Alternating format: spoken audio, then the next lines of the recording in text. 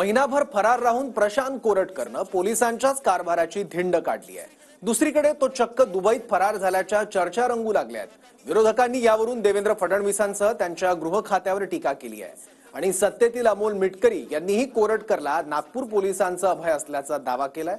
पाहूयात। त्याची ताकद आहे पोलिसांच्या हातावर तुरी देऊन पडायची, दाखवायचे दात वेगळे आणि खायचे वेगळे ठेवू नका। यांना सोयीचं असतं तेव्हा ह्यांच्या विचाराचे लोक फरार होतात। आमचे गृहमंत्री जे आहेत महाराष्ट्राचे ते हवेत पतंग उडवत बसतात, त्यांची पतंग फाटली आहे खरं म्हणजे। प्रशांत कोरटकर हे जे आहे हा अजून फरार आहे, तर गृह खात्याच्या मदतीशिवाय तो हे पलायन करू शकत नाही। पोलीस चौकशी करतील, त्याच्या मुसक्या आवळल्या जातील। सरकार त्याला वाचवतंय का? सरकारचा सोयरा आहे ना तो, त्याच्यामुळे सापडणार नाही ना। महापुरुषांबद्दल असभ्य विधान करणारा प्रशांत कोरटकर जवळपास महिन्याभरानंतरही बिळातून बाहेर आलेला नाही। आता तर त्यानं पोलिसांच्या अब्रूची लक्तरं वेशीवर टांगत दुबई गाठल्याची चर्चा होतीये। त्याच्या काही व्हायरल फोटोवरून तो दुबईत दडून बसल्याचं बोललं जातंय। सरकार जवळपास महिन्याभरापासून कोरटकरला पकडू असं म्हणत दावा करतंय, पण अद्याप तरीही हा दावा वास्तवात उतरलेला नाही। संपूर्ण गृह खात्याचं अपयश आहे। त्याला शासन असेल किंवा भारतीय जनता पक्षाचा पदाधिकारी कधीही त्याला माफ करणार नाही। देवेंद्र फडणवीस सरकारने एक योजना सुरू केली आहे, महाराजांचा अपमान करा आणि सुरक्षा मिळवा। तो महाराजावर टीका करेल त्याला आम्ही सोडणार नाही, यांची भूमिका आहे।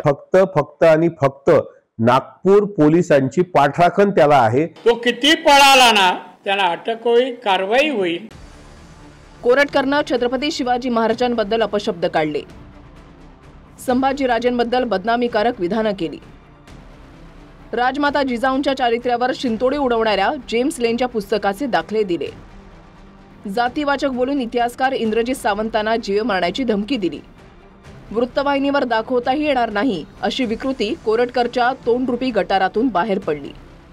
कुठलीही शहानिशा न करता बातम्या चाललेल्या आहेत आणि मी तुम्हाला सांगतो, तो दुबईला जाओ का अजून कुठेही जाओ, पोलीस शोधून काढतील आणि त्याच्यावर कारवाई करतील म्हणजे करतील। हा नागपूरचा त्यांचाच माणूस आहे ना, आता तो पळून गेला का नाही हे ते सांगतील।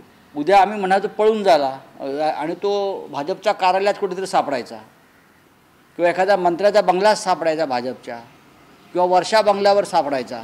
भारतीय जनता पक्षाच्या राजवटीमध्ये काही होऊ शकतं। ज्या दिवशी त्याला हायकोर्टानं जामीन नाकारला तेव्हा तो नागपूरमध्येच होता। जर तो पळून गेला असेल तर नागपूरच्या पोलीस आयुक्तांचा राजीनामा किंवा त्यांची ताबडतोब बदली करायला पाहिजे। खरं म्हणजे गृहमंत्र्यांनी या संदर्भात जबाब दिला पाहिजे। आमचे गृहमंत्री जे आहेत महाराष्ट्राचे ते हवेत पतंग उडवत बसतात, त्यांची पतंग फाटली आहे खरं म्हणजे। पतंग फाटली आहे, त्यांची पतंग भरकटलेली आहे, ते कसले पतंग उडवतात नागपुरात बसून। खरोखर हा कोरटकर पळून गेला असेल तर गृह खात्याच्या मदतीशिवाय तो हे पलायन करू शकत नाही। नागपूर पोलिसाचं अभय असल्याशिवाय प्रशांत कोरटकर असा पळवाट शोधू शकत नाही, हा माझा स्पष्ट आरोप आहे। नागपूर पोलिसांची पाठराखण त्याला आहे।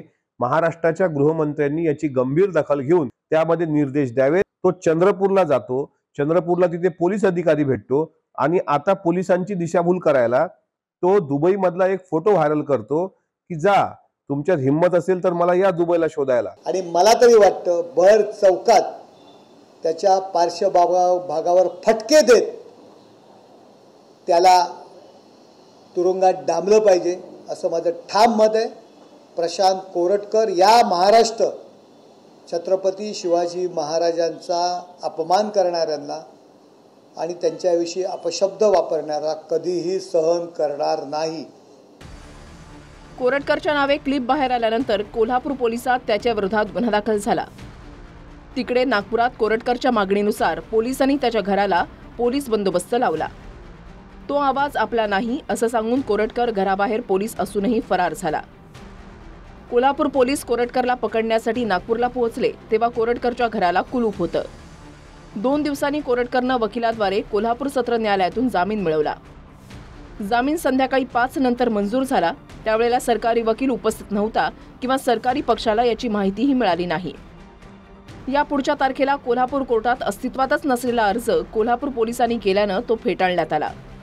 पुढच्या तारखेला कोल्हापूर कोर्टानं जामीन फेटाळला, मात्र तरीही पोलिसांना कोरटकरचा पत्ता लागला नाही। आता कोरटकरनं हायकोर्टात पुन्हा जामिनासाठी अर्ज केलाय।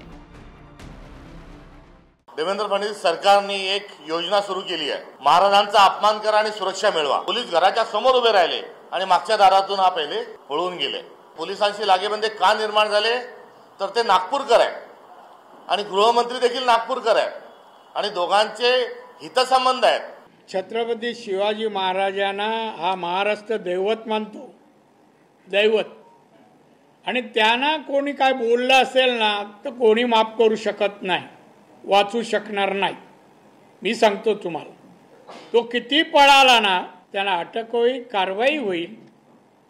आणि या महाराष्ट्रात तरी असं बोलून त्याला फिरता येणार नाही. कोल्हटकरला कोणत्याही पद्धतीत अटक ही झालीच पाहिजे. कोल्हटकर हा काही महाराजापेक्षा मोठा नाही. तो महाराजावर टीका करेल त्याला आम्ही सोडणार नाही, यांची भूमिका आहे.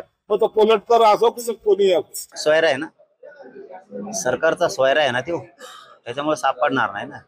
बाकीचे असते तर आतापर्यंत नसले आकाशात तरी मध्ये टाकले असते. त्याच्यावर देशद्रोहाचा गुन्हा दाखल करून त्याला जेवढ्या मकोकासारख्या जेवढ्या कलमा आहेत तेवढ्या त्याच्यावर टाकल्या पाहिजे. आता नुसते निषेध करून चालणार नाही. आता छत्रपती शिवराय महापुरुषांवर बोलणाऱ्याला धडा शिकवावा लागणार. नागपूर पोलिसांच्या सूत्रांनुसार तपासामध्ये संबंधित आवाज मॉर्फ नसल्याचं निष्पन्न झाल्यानं कोरटकर पळत फिरतोय. क्लिपमधला आवाज आपला नसल्याचं म्हणणाऱ्या कोरटकरनं स्वतःचा मोबाईल जमा केला नाही. कोर्टानं जामीन देताना अट टाकल्यानंतर त्यानं स्वतःच्या बायकोच्या माध्यमातून मोबाईल जमा केला.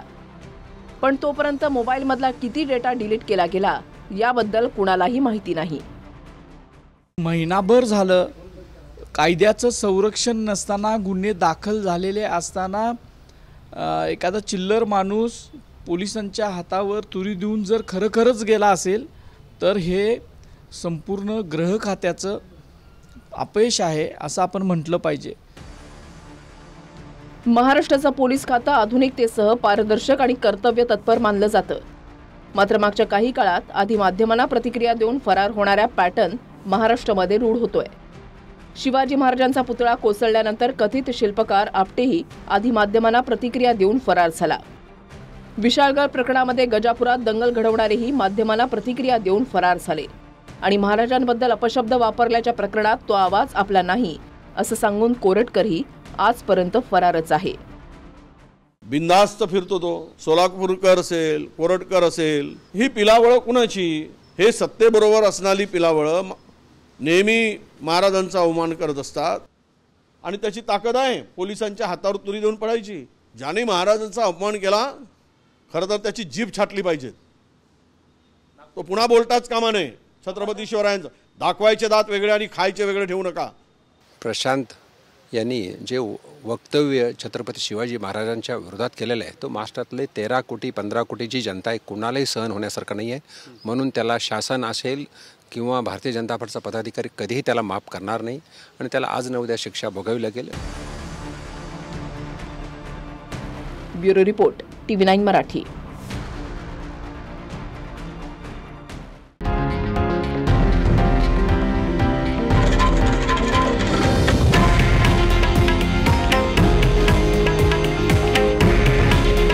हे आहे देशातील नंबर 1 न्यूज नेटवर्क आणि आपण पाहत आहात TV9 मराठी.